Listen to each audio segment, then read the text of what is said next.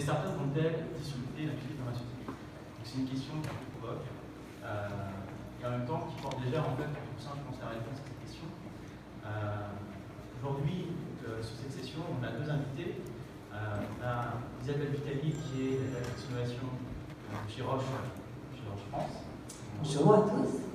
Et on va également être rejoint par Pierre Dessin, qui est le CEO cofondateur de Ginpred, une société qui travaille autour de la médecine prédictive, plus particulièrement sur les méthodes de diagnostic prédictives qui arrivent, voilà, spécifiquement sur l'hépatite C et tout ce qui est cancer du foie.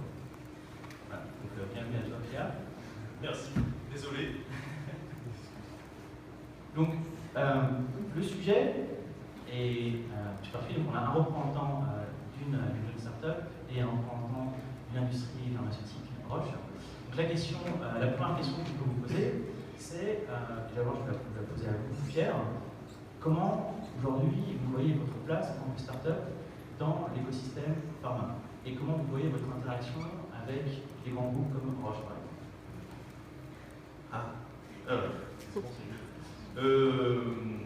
Nous, en fait, peut-être que la grosse différence entre les startups et les grands groupes pharmaceutiques, c'est, et j'apprends rien à personne en disant ça, c'est peut-être on a plus d'agilité, on est capable d'aller dépenser des sommes sur de l'innovation, etc. Mais en même temps, toutes ces innovations qu'on peut apporter donc dans la santé, ce qu'on fait aujourd'hui, je pense, aurait du mal à arriver jusqu'au marché, jusqu'aux patients, etc., sans passer éventuellement par des partenariats avec des grands groupes pharmaceutiques qui, eux, ont beaucoup plus l'habitude que nous, sont beaucoup plus solides que nous sur ces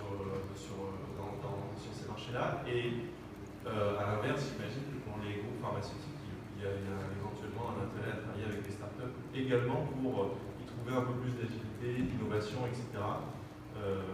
Et de nouvelles technologies, éventuellement des partenariats. Dans le cadre de Ginpred, typiquement, on pourrait imaginer, comme on est sur la médecine prédictive, on est capable de prédire certaines maladies graves, imaginer le développement de maladies graves, imaginer des partenariats avec des groupes pharmaceutiques qui, eux, ont des traitements pour ces maladies-là. C'est-à-dire que nous, on viendrait prédire le risque de développement d'une maladie, et derrière, vous auriez un groupe pharmaceutique qui serait capable ensuite de faire prescrire un traitement pour prévenir le développement des maladies que nous prédisons.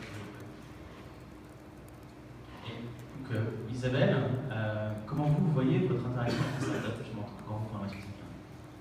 Plutôt que discuter, ça rejoint assez ce que vient de dire Pierre, je pense que c'est plutôt collaborer.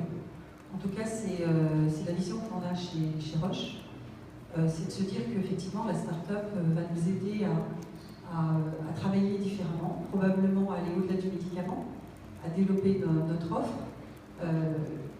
L'agilité, mais pas que l'agilité, sinon les startups amènent aussi des technologies qu'on n'a pas forcément en tant que pharma. C'est une vision en fait que l'on souhaite vraiment développer chez Roche France, c'est de se dire qu'il y a le médicament, mais peut-être on y reviendra tout à l'heure, mais on peut aller au-delà du médicament aujourd'hui pour créer de la valeur pour le patient, mais aussi pour l'ensemble de l'écosystème. Et je pense que les startups et les entreprises ont tout intérêt, les unes et les autres, à travailler ensemble pour construire quelque chose. Donc je pense que c'est pas pour un grand groupe, c'est vrai que c'est un peu à la mode, on voit tous les grands groupes qui travaillent avec des startups, qui font des alliances, etc.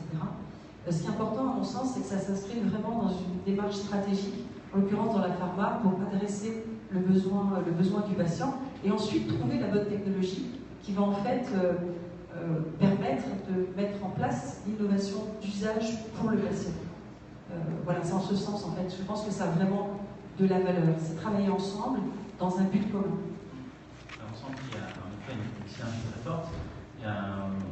En même temps, les startups, comme tu l'as bien dit Pierre, sont vraiment un organe optimisé pour la R&D.